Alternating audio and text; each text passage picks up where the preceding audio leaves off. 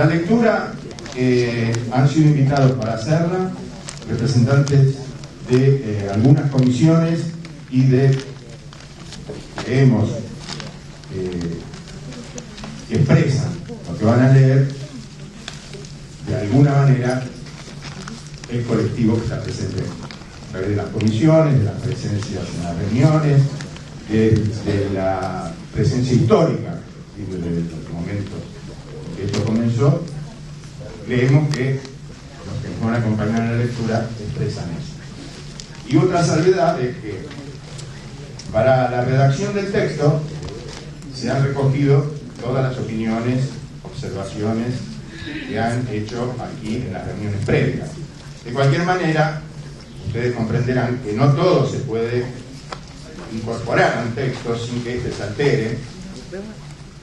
La estética, diríamos, de Carta Abierta no es hacer un raconto de cuestiones y hacer una especie de programa de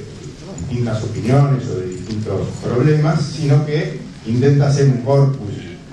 más o menos con un eje temático general, donde se incorporan los temas tratando de respetar las opiniones del colectivo. Creemos que se ha logrado en alguna medida. Puede ser que alguno piense o le parezca que no se incorporó alguno que otro tema. De cualquier manera, esta es la docena, pero va a haber una 13, 14, y esos otros textos que vamos a publicar, de alguna manera irán recogiendo opiniones más puntuales. Los que van a leer son Beatriz Díez, Diana Malamud, Susana Delbo, Bruno Capra, Mario Boronowski y Lido Jacobini. Carta Abierta 12, la diferencia. El actual gobierno mantiene una diferencia que se hace notoria cuando crece la espesura de hechos que son portadores de cierta turbación y ambigüedad. Pero en las innumerables tensiones de la hora permanece siempre un sentido decisorio ligado a un círculo efectivo de protección de las grandes reformas introducidas en la vida social, en la economía de los sectores populares, en las acciones que involucran al Estado asumiendo responsabilidades colectivas indelegables. Y desde luego, en el tejido de la memoria nacional,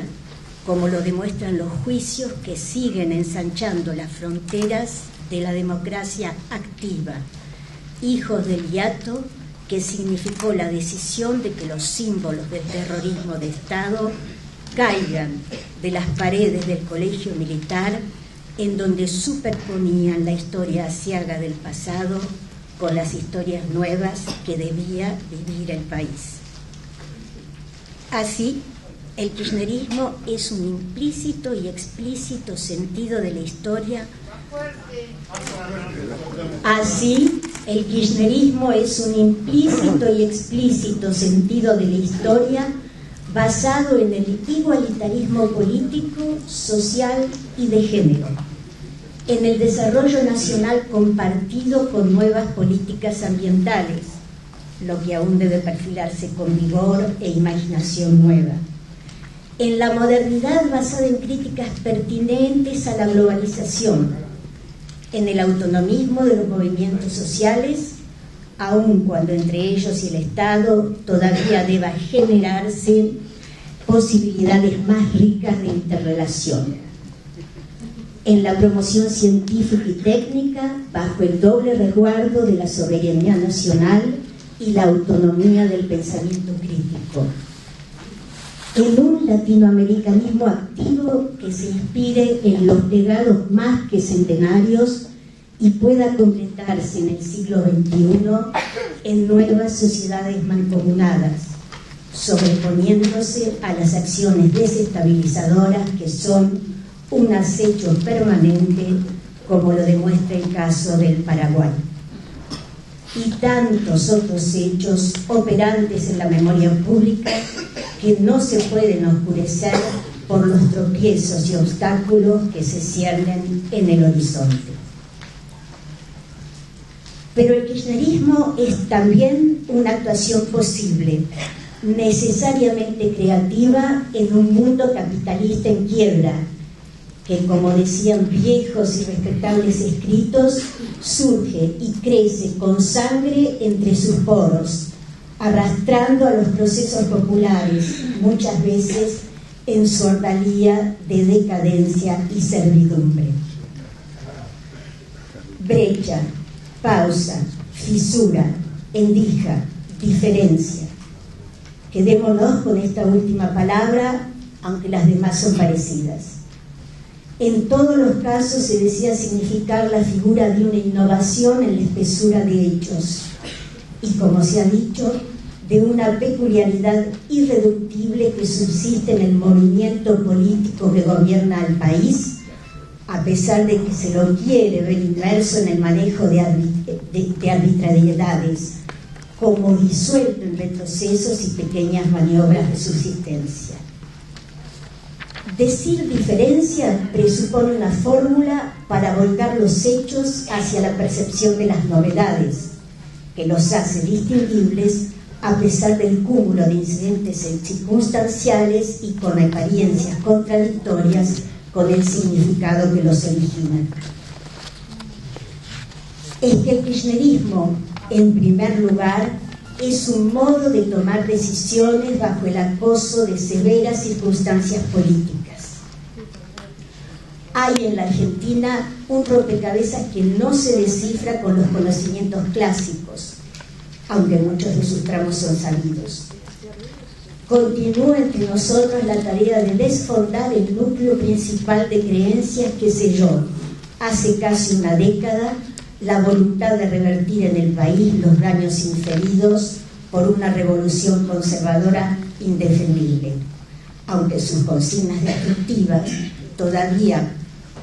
se resistían a salir de escena luego de la formidable crisis de 2001,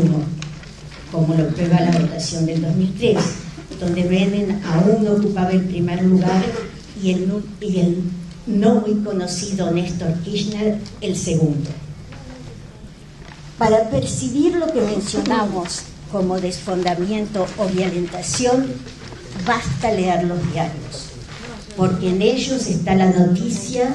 y también el ambiente que las recrea a la manera de un bonapartismo mediático.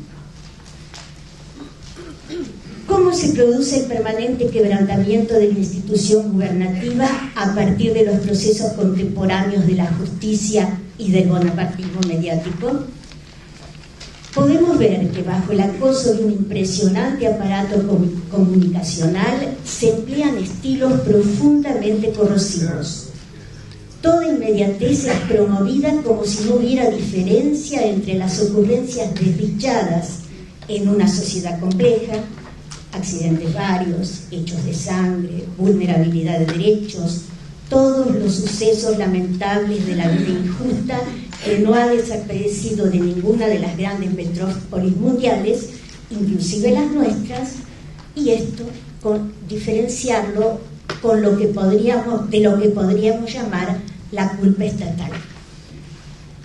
Tan solo los que insisten machaconamente que la presidenta no distingue entre su vida privada y los asuntos públicos son aquellos que presentan la imagen de una sociedad quebrantada por la inseguridad, la corrupción y la inflación. Para mostrar esta tesis, una batería de imágenes de situaciones de criminalidad se encarga cotidianamente de privar de contextos y de marcos explicativos singulares a acontecimientos que parecerían emanar de un gran hueco donde las vidas están en peligro constante y la responsabilidad de todo ello recaería sobre el Estado.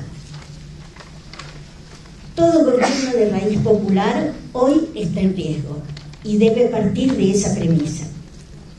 Y para disminuir esos riesgos solo vale acentuar y promover un sentido de realidad tan efectivo e histórico como empírico e intelectual.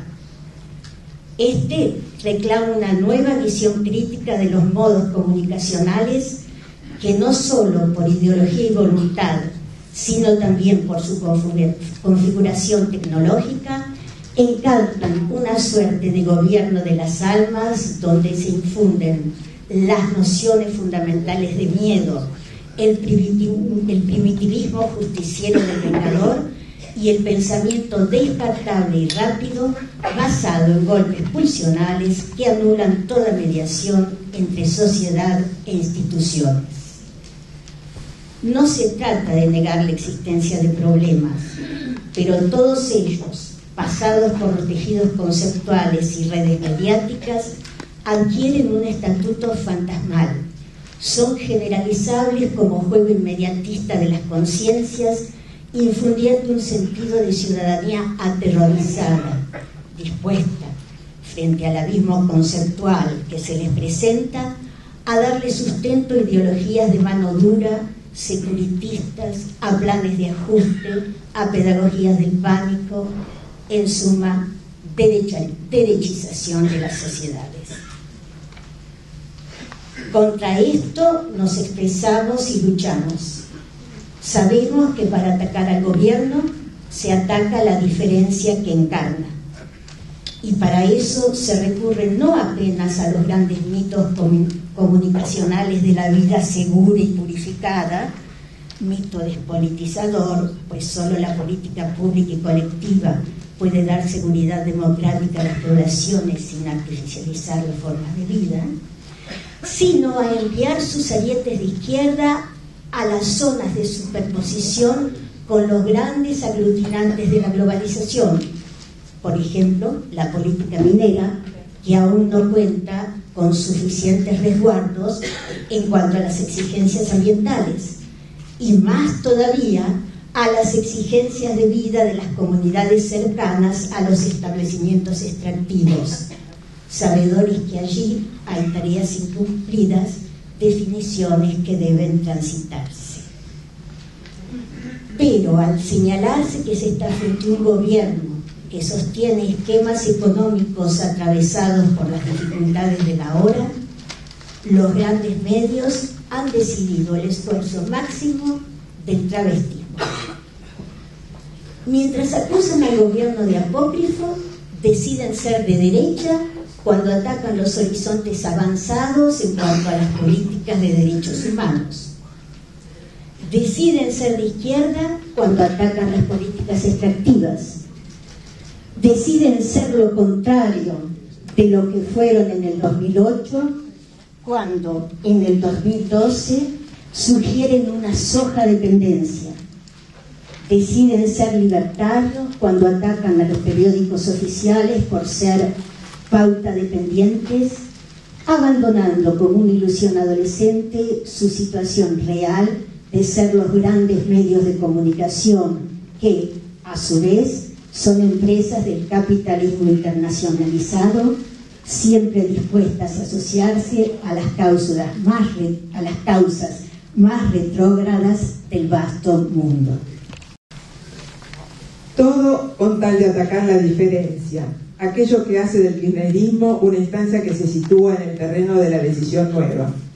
Nueva por guardar el espíritu de cambio de generaciones anteriores. Nueva porque navega en las aguas inciertas de una humanidad sometida a poderes coercitivos e inhumanos y preserva el hilo esperanzado de una sociedad con derechos y libertades redescubiertos para innovar las prácticas políticas. La lucha por mantener y ampliar la brecha está a la orden del día. No se ha oscurecido esa diferencia por la serie de obstáculos que surgen transversalmente de las fuerzas y del propio interior de ese movimiento político, si lo definimos como colector de amplias modalidades del ser político, tal como se ejerce en los partidos populares argentinos. Ante ello, son necesarios nuevos procedimientos, o la conciencia de nuevos procedimientos que eviten que la distancia de hecho y de derecho producida respecto a la política tradicional sea devorada por esa misma política tradicional que tiene a su disposición toda clase de máscaras para su oficio de desfondamiento, máscaras de moralidad abstracta y de izquierdas que no son lúcidas ante la paradoja. Una nueva derecha quiere que se olvide que lo que da fuerzas a esta experiencia contemporánea es el modo como, desde sus comienzos, se ligó a la idea de resistencia en los 90, a las movilizaciones sociales inaugurales del siglo XXI, a las tenaces luchas por la memoria y por los derechos, para entonces sumergir la diferencia que organizó el espacio político de esta década. Bueno, lo suyo es el aplanamiento cultural a las formas más establecidas de un optimismo comunicacional y sentimentaloide, la legitimación de políticas de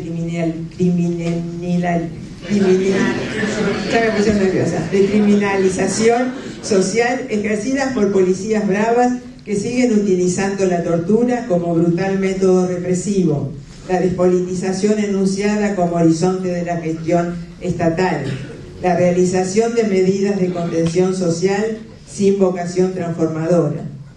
Se erige explícitamente como alternativa de un tipo de concepción de la política que es conflictiva, porque se pretende transformadora, que es reapertura de problemas porque se sabe disruptiva, que por muchos momentos parece apenas balbuceada, pero porque no renuncia a su propia intención. No puede haber para nosotros continuidad entre la experiencia política de la que somos parte y de esa nueva derecha que quiere erigirse como heredera. Porque si apoyamos la ley de medios es también porque debatimos el formato bajo el cual se forjan subjetividades a la orden de la sociedad del espectáculo. Porque si habitamos el presente con angustia y entusiasmo es porque no creemos que el horizonte pueda ser definido por una idea de felicidad colectiva centrada en el consumo y en la reproducción del capital. Porque si hacemos política es porque vemos en la escena contemporánea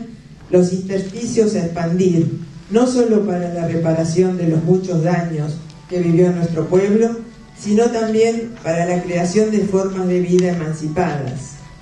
Nada de eso persistirá si triunfan aquellos que quieren acotar el kirchnerismo a una etapa casual del peronismo, transitoria y renunciable, declarando sucesores naturales a las derechas internas. Lo que está en juego no es poco, y no se trata de una oscura disputa de poder, sino de la posibilidad de que lo sucedido y lo realizado no sea liquidado por los agentes de la repetición, ni conjurado por las fuerzas múltiples y extendidas del conservadurismo argentino, presente tanto al interior como fuera de la alianza electoral triunfante. La situación en el movimiento obrero organizado deja en evidencia el enorme retraso que existe en el campo nacional y popular con respecto a superar viejas modalidades de organización corporativa y de connivencia con las patronales, que hoy se transforman en un lastre para el proceso que vivimos. Durante décadas se amasó en Argentina un modelo de sindicalismo que, si bien defendía en algunos casos los derechos de los trabajadores que representaba, al mismo tiempo fue constituyendo lógicas empresariales en su interior y cercenando alternativas. De allí el nombre de corporación que se ha arrojado a la discusión política.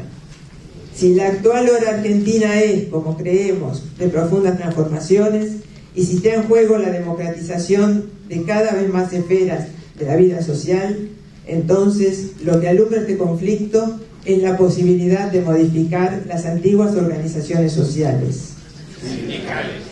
Las antiguas organizaciones sindicales. Hoy necesitamos de la participación de los trabajadores, representados democráticamente en la convocatoria a discutir la participación activa en la construcción conjunta del proyecto nacional.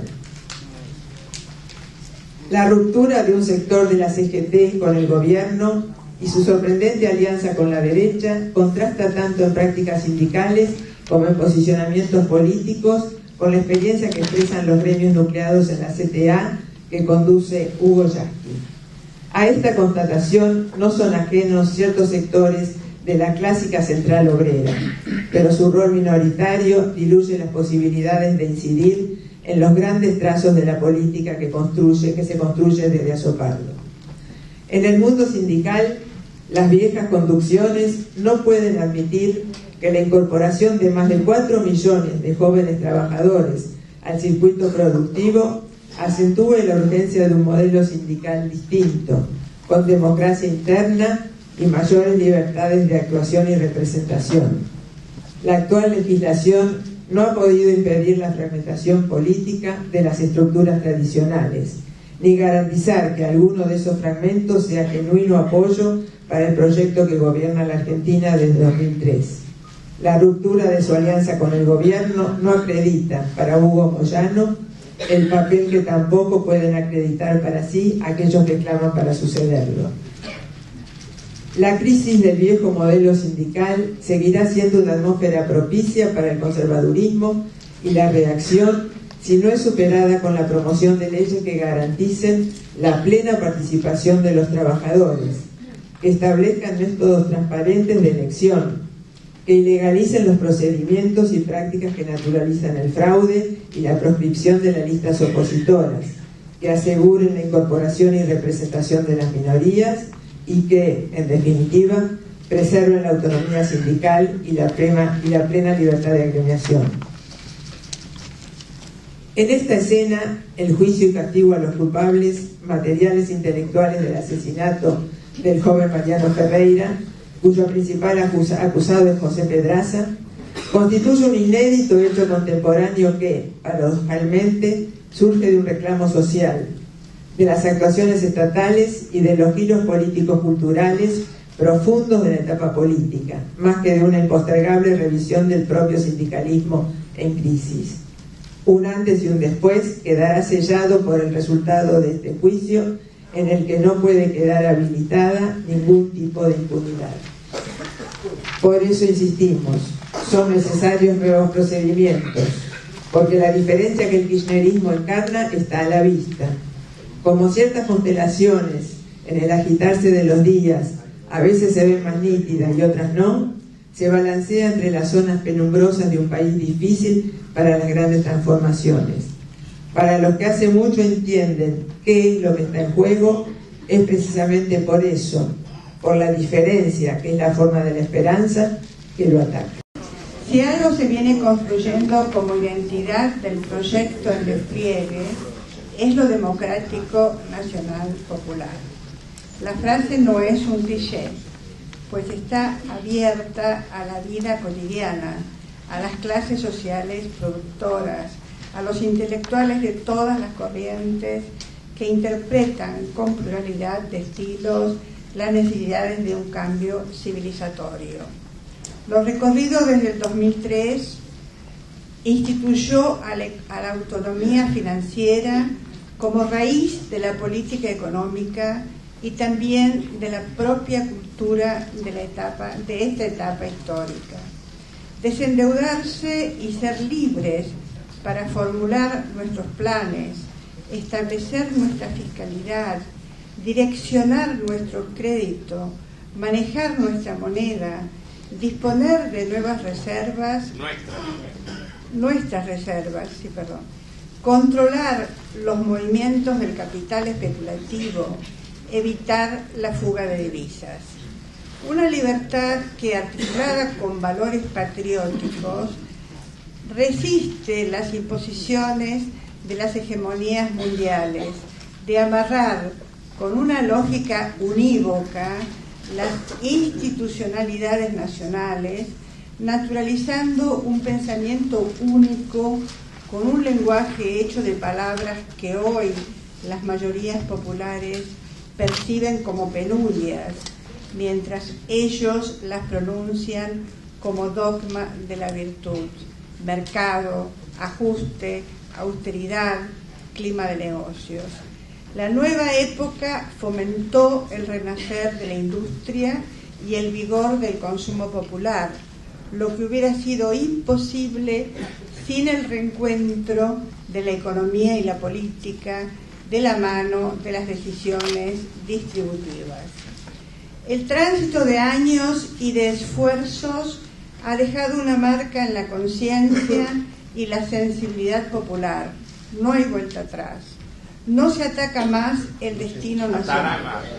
No se atará más el destino nacional al capital financiero internacional y sus préstamos usurarios. Ser dueños de lo nuestro, conduce a otros debates y objetivos peliagudos. Definir el proyecto de país, de estructura productiva, de diversificación sectorial, de innovación tecnológica, de modelo extractivo, de articulación en la integración regional. Nada de esto puede ser agenda del mercado ni de decisiones de corporaciones oligopólicas, sino una cuestión de ciudadanía. Así, la determinación del ingreso de inversiones extranjeras reclama ser involucrada en esta esfera con la discriminación estatal de cuáles son las virtuosas y cuáles son innecesarias e indeseadas. El ingreso indiscriminado de inversiones extranjeras, vivido en otras épocas de nuestra historia, significó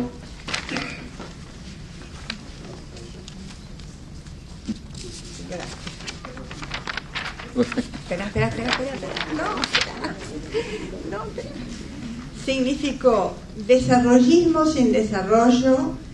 restricciones externas en lugar de aporte genuino de divisas, dependencia y no autonomía de la tecnología, estructura económica deformada cuando se la requiere e integrada, polarización social que frustraba el anhelo de justicia distributiva, acentuación de las brechas entre regiones que conspiraba contra la unidad nacional. No hay proyecto de desarrollo conducido por una plétora de inversiones extranjeras descontroladas y con destinos errantes. Así, entre un desarrollismo mercantil y un proyecto nacional de desarrollo hay un abismo. El segundo necesita de un plan ejecutado por los liderazgos y representaciones populares, apoyado en la participación social, y su conducción descansa en la dinámica de un bloque social diferente. La nacionalización de YPF es un hito hacia la conquista de la autonomía económica. Junto al Correo, AISA, la estatización de la administración de los fondos previsionales, Aerolíneas Argentinas, son decisiones políticas que revierten la descalificación que sobre la capacidad empresaria del Estado introdujo en el sentido común popular la hegemonía neoliberal. La subsistencia de este prejuicio es un lastre, una rémora del desprecio por la política,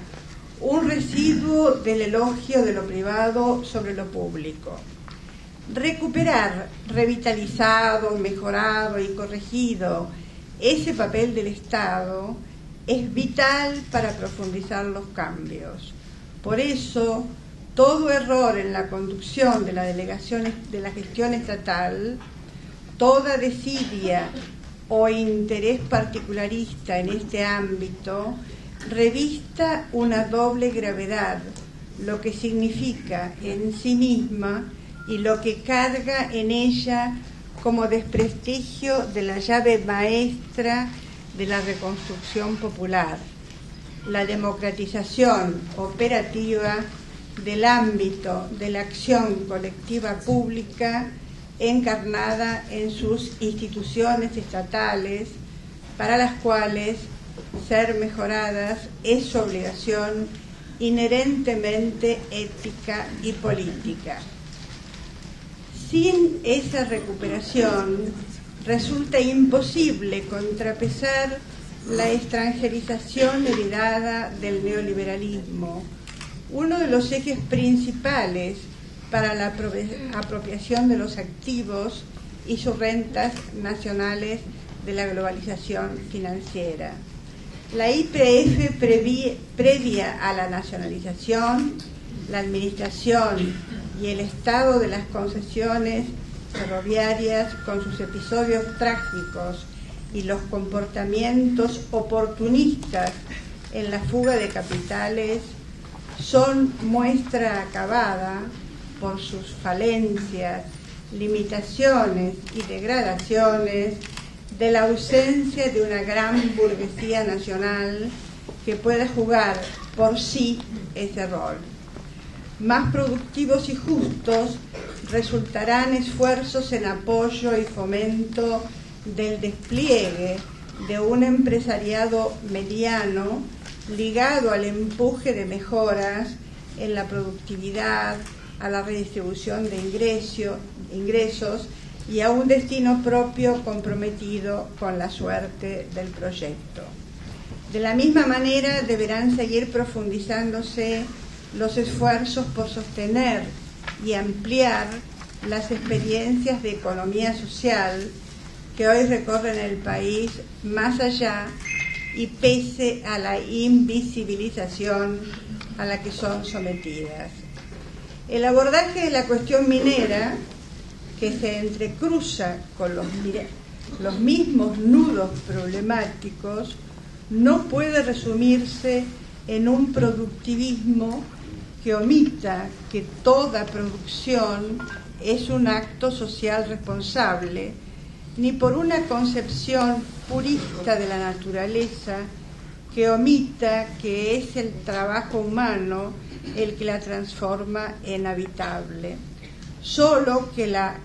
habitabilidad colectiva regida por el trabajo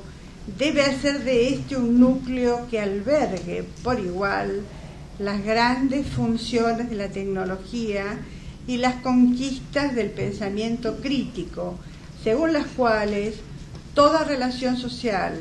y toda relación del hombre con la naturaleza y sus dones es, en última instancia, de carácter ético. Por eso se demandan justamente enfoques integrales que contemplen tanto la explotación de riquezas con potencia generadora de divisas, como el cuidado del ambiente y la integración de cadenas productivas que eliminen la lógica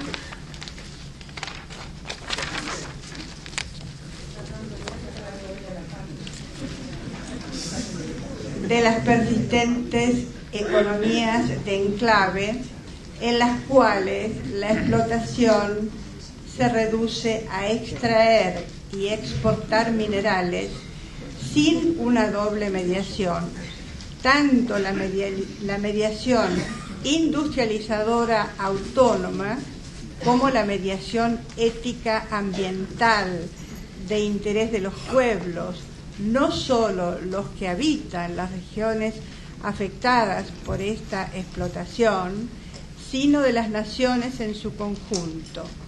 Nada mejor que el ejemplo de YPF para avanzar hacia una minería sustentable, aceptada por los pueblos a través de eficaces mecanismos de consulta. Una empresa nacional que tenga centralidad en el desarrollo de la actividad y cuya racionalidad exceda la acotada mira de la eficiencia basada en la rentabilidad de los grupos oligopólicos. Esa centralidad y esa revitalización de las instituciones del Estado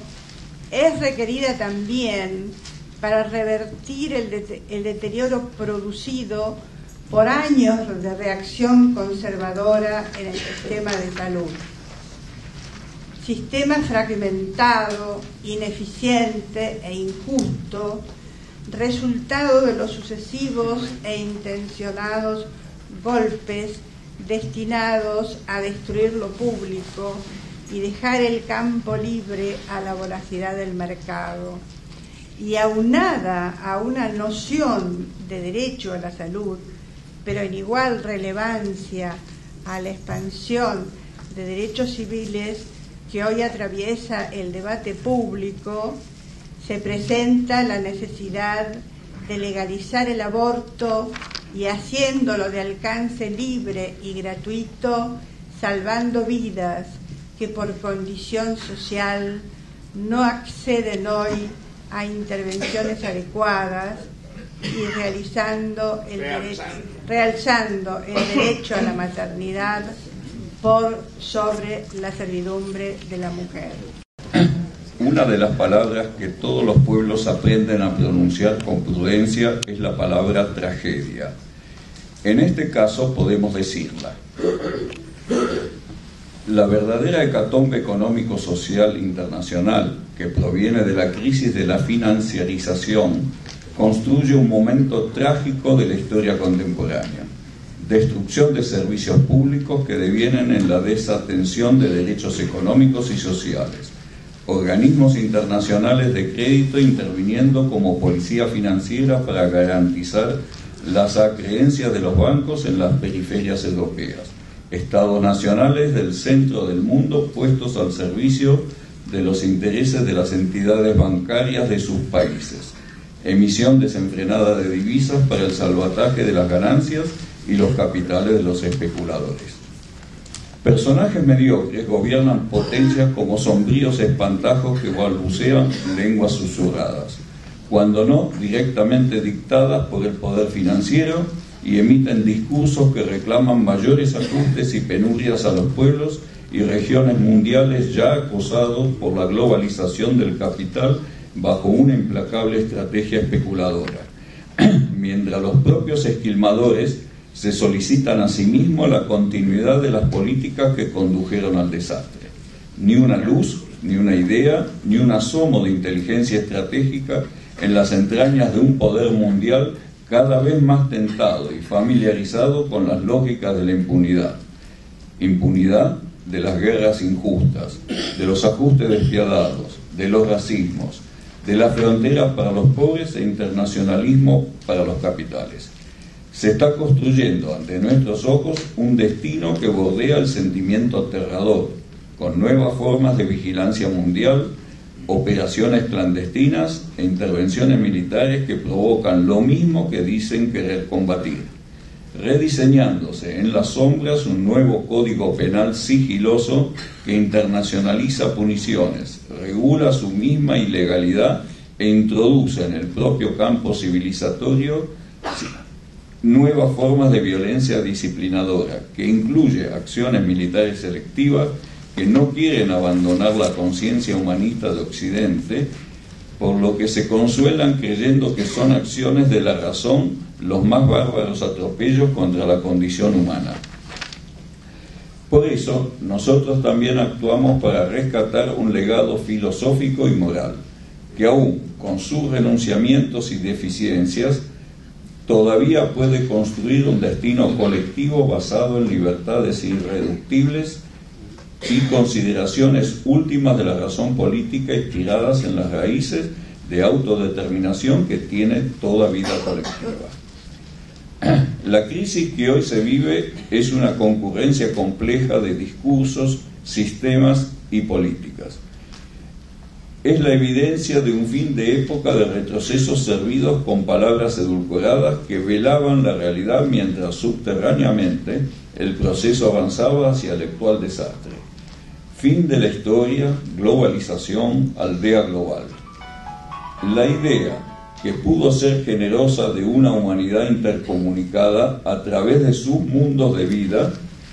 puede quedar en manos de monopolios mediáticos que operan una forma de gobierno sobre los pueblos, sostenida en el terror subjetivo, el miedo al futuro, el abismo de la historia que solo impondría un refugio en el oscuro placer de la sospecha, en una sociedad del espectáculo que en vez de hacer crecer las artes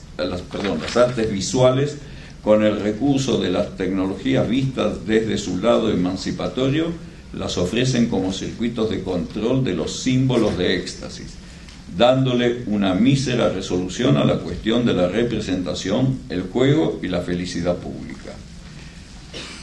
Como herida expuesta queda la característica estructural de la época y su actual desemboque, la hegemonía del capital y su despliegue revanchista contra el trabajo, manifestada en una redistribución regresiva del ingreso que facilitó la expresión extrema de la contradicción entre producción y consumo. Sin riesgo para esa hegemonía, el capital apuesta a una mayor financiarización y dramáticos recortes de derechos humanos a los pobres. Una ruta a la barbarie. Sin embargo, las luces frente a las tinieblas del mundo central asoman en la periferia. La más prometedora, la más desafiante, la más transformadora es la de la nueva América Latina y el Caribe, que en la situación mundial actual se constituye en lo que podríamos denominar un bloque de resistencia contra la barbarie. El concepto de barbarie fue solicitado en múltiples ocasiones para juzgar las paradojas de la historia. Se lo usó para visualizar lo extraño o lo extranjero, aun cuando fuese portador de virtudes que no encajaban en la mochila de los vencedores. Ahora, como un envío de los tantos sacrificados por culturas políticas que cometieron el profundo error de sentirse superiores solamente por gozar del imperio de la fuerza, surge de los horizontes latinoamericanos un dictamen que viene de lejos y se escucha de múltiples maneras.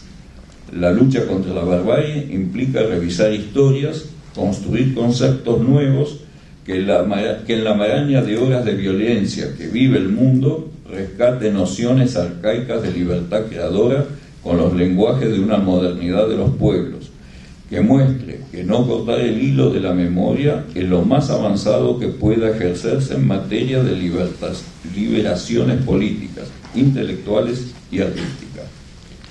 Vaya paradoja de nuestros tiempos, reminiscentes como siempre de otros que se presenciaron en el pasado y que solo divergen de estos porque la astucia de la historia ha cambiado uno o dos nombres propios.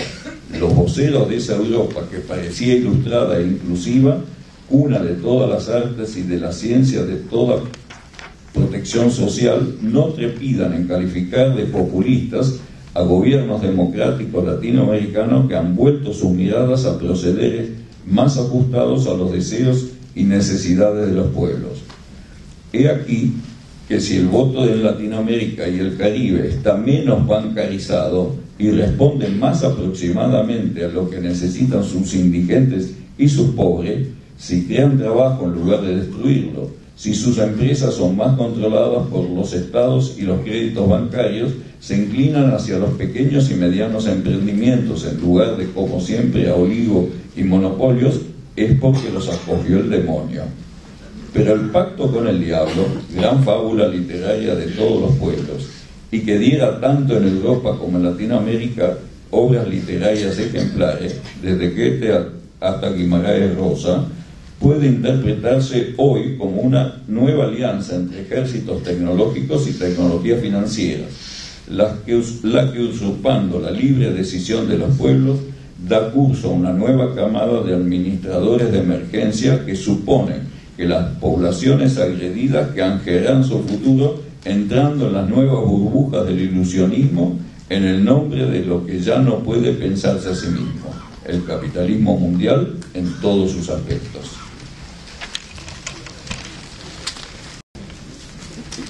Consideran honorable gesta atacar a numerosos gobiernos latinoamericanos con la rara persistencia de un bombardeo continuo, porque se les ha ocurrido dar pasos hacia la autonomía de los países centrales. Estos herejes han decidido crear y fortalecer la UNASUR y crear la CELAC, una renovada región con expansión de derechos y nuevas formas sociales y económicas, inspirados en las mejores tradiciones independentistas y patrióticas. Las diatribas son feroces y odiantes, más aún cuando provienen de los medios de comunicación de la propia América Latina, que les son afines, y los partidos locales de oposición. Evo Morales en Bolivia, Correa en Ecuador, Dilma y Lula en Brasil, Néstor Kirchner y Cristina Fernández en la Argentina, Hugo Chávez en Venezuela y Mujica en Uruguay, tienen la gran oportunidad, aún en sus diferencias, para mostrar que las fuentes de la democracia que conciben como la mejor forma de organizar la sociedad implica una noción crítica frente a los que consideran que las naciones libres ya son artificios, meras superficies inventadas como efecto de los grandes negocios, tráficos clandestinos y dominio irracional de la naturaleza. El más claro y reciente ejemplo de esta capacidad de la región es la sanción al gobierno ilegítimo que desplazó a Fernando Lugo, acrecentada con la decisión inmediata de incorporar a Venezuela al Mercosur. Este hecho, que convierte a la región en la quinta potencia mundial, es la más dura derrota asestada a la diplomacia y a los servicios de inteligencia norteamericanos desde que el ALCA fuera liquidado en Mar del Plata en 2005. Por eso es necesario preguntarse si este momento argentino y latinoamericano, que se desenvuelve alrededor de los principios de la libertad, la justicia y la dignidad de los pueblos, está en riesgo. ¿Es diferente este momento a otros ya superados, donde se puso a prueba lo que se estaba logrando? Esta pregunta habita en los que han tomado la decisión de colocar sus esfuerzos alrededor de los principios legítimos que animan estos gobiernos de la transformación. No hay dubitación en nuestro apoyo, que se mantiene activo precisamente porque la pregunta por el riesgo, al hacerse, obtiene respuesta afirmativa. Si hay riesgo, que lo hay redoble de la circunstancia solidaria con los gobiernos democráticos de la región. Por eso tomamos la palabra junto con nuestro pueblo, que busca, recuperando antiguas memorias y experiencias,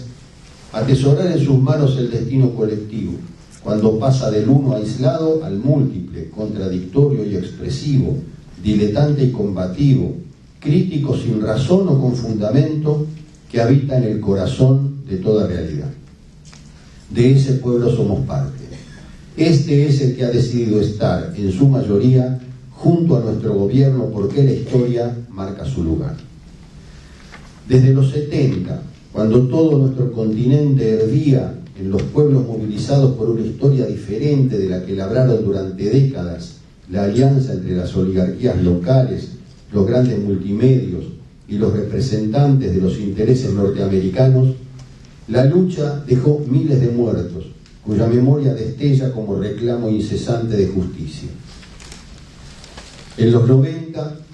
el carnaval alegre del salvaje capitalismo festejó el triunfo de los poderosos y el de la miseria económica y moral de los pueblos. Aunque no es la historia esa mochila cargada con anécdotas y fechas, actos heroicos y traiciones, frases célebres y olvidadas, nombres de hombres que figuran con los datos del vencedor y del vencido. Hay una historia que se repite y vuelve a lo mismo. Pero hay otra,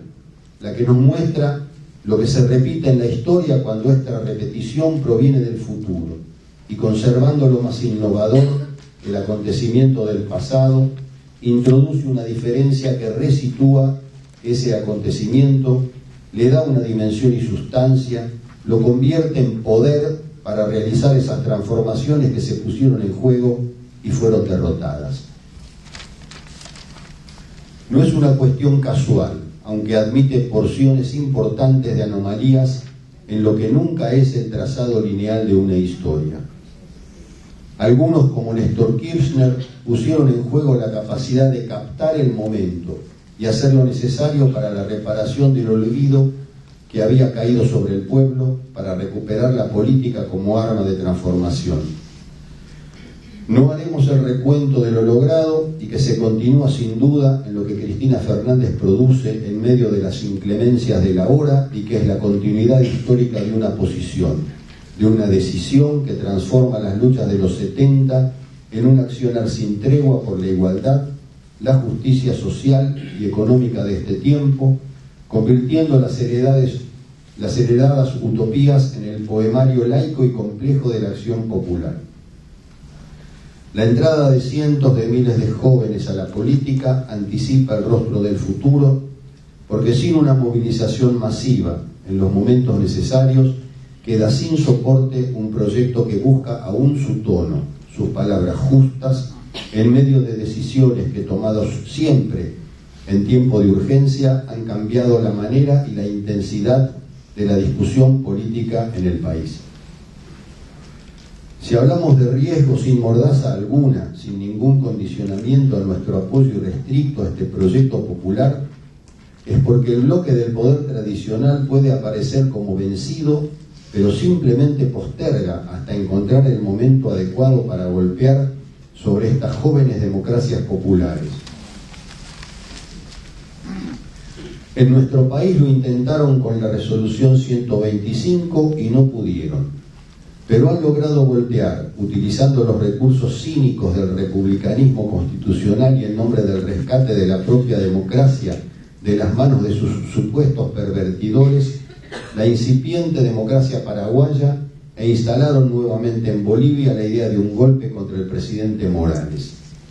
Como si de una recurrente pesadilla se tratase, la instalación en Mariscal Estigarribia, Paraguay, de la base militar de los Estados Unidos con 1.500 marines con inmunidad diplomática y un aeropuerto donde pueden aterrizar sus gigantescos aviones, recuerdan la evidente injerencia norteamericana en tramos aciagos de una historia no tan lejana que reclama de nosotros y de nuestros gobiernos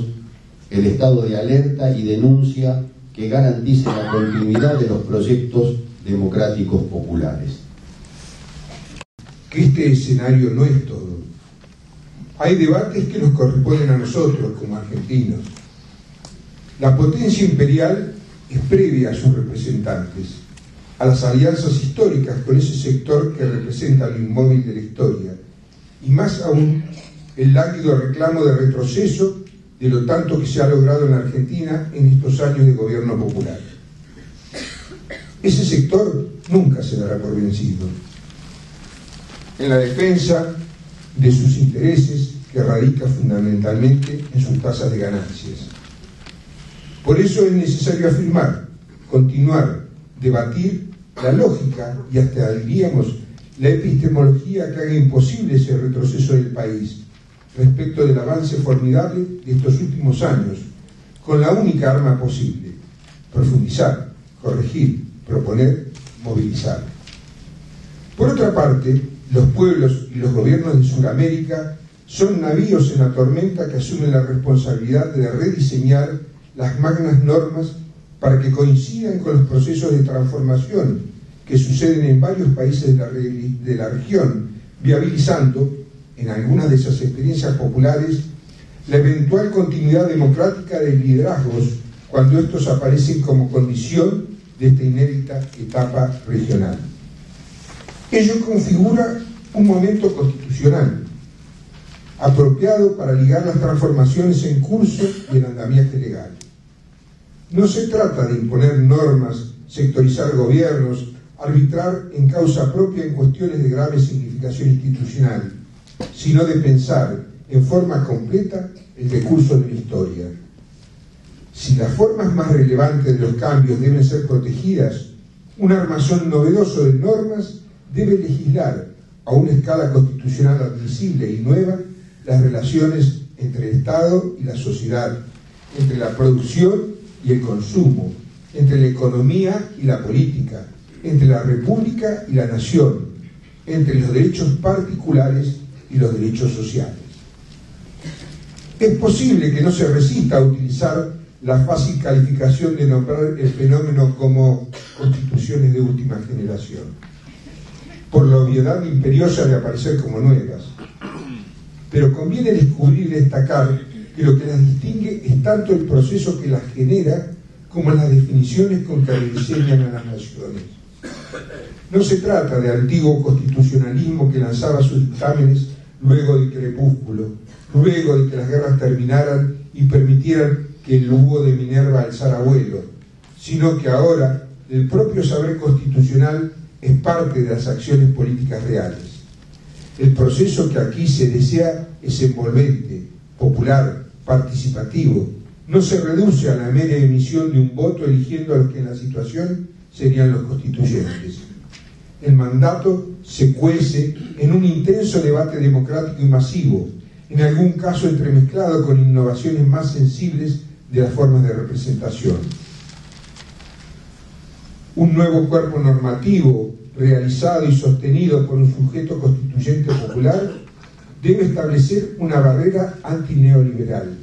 en el reconocimiento de la multiculturalidad,